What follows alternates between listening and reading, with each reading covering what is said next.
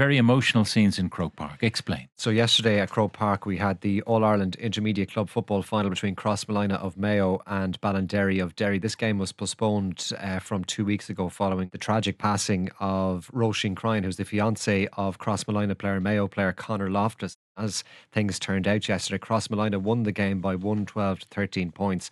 And the game hinged on a moment 6 minutes into added time at the end of the match when Conor Loftus actually stepped up and converted a late penalty to win that game for Crossmolina in extraordinary circumstances. A very emotional day, as you say, Pat, for the Crossmolina club. It's been a very difficult couple of weeks for them as well, but they managed to get over the line and collect the trophy yesterday, and emotional scenes afterwards as well, with the speeches on the steps of the Hogan stand and then the return to Crossmolina last night. And Conor said, this victory is obviously bittersweet.